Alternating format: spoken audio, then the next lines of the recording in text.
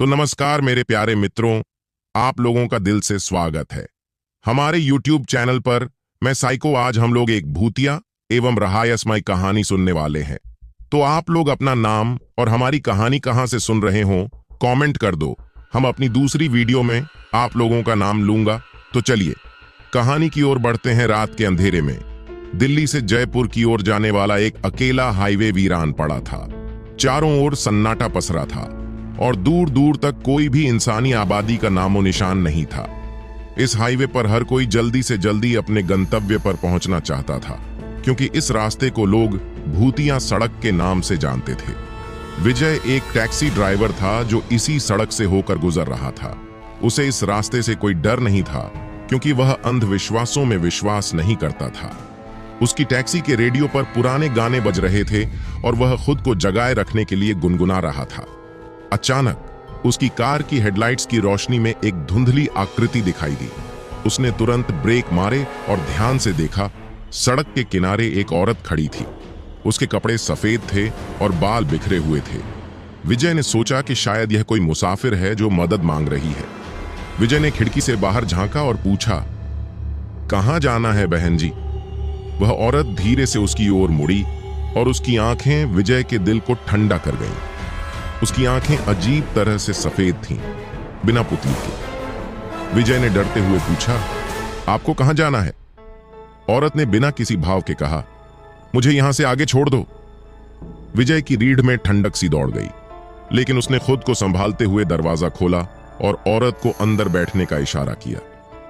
औरत चुपचाप पिछली सीट पर बैठ गई। विजय ने गाड़ी फिर से चालू की और रास्ते पर ध्यान केंद्रित किया। कुछ समय बाद विजय को महसूस हुआ कि पिछली सीट से ठंडी हवा आ रही है। उसने पीछे मुड़कर देखा और पाया कि औरत अब वहां नहीं थी। विजय का दिल तेजी से धड़कने लगा।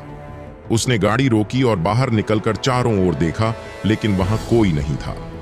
घबराया हुआ विजय फिर से गाड़ी में बैठा और जल्द से जल्द उस सड़क को पार करने के लिए गाड़ी चलाने लगा। लेकिन कुछ दूरी पर उसकी गाड़ी अचानक बंद हो गई।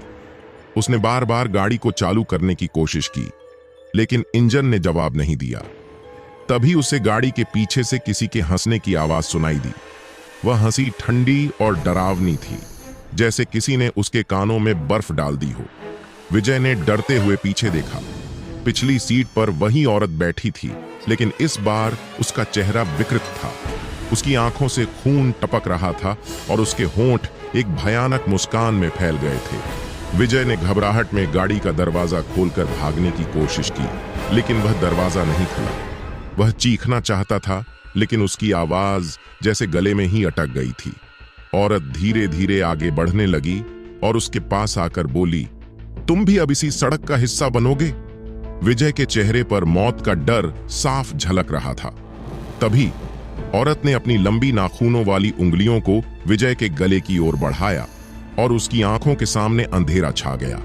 वह अंतिम चीख भी विजय के अंदर ही दफन रह गई। अगली सुबह एक अन्य टैक्सी ड्राइवर ने विजय की गाड़ी को सड़क के किनारे खड़ा देखा। उसने गाड़ी के अंदर झांका तो पाया कि विजय की लाश सीट पर पड़ी थी। उसकी आंखें खुली थीं, लेकिन उनमें जीवन का कोई नामो निशान नहीं था और उसके चेहरे पर वही भयानक मुस्कान थी जो उसने पिछली रात उस औरत के चेहरे पर देखी थी। कुछ ही समय बाद यह खबर पूरे इलाके में फैल गई और लोग इस सड़क से गुजरने से और भी ज्यादा डरने लगे।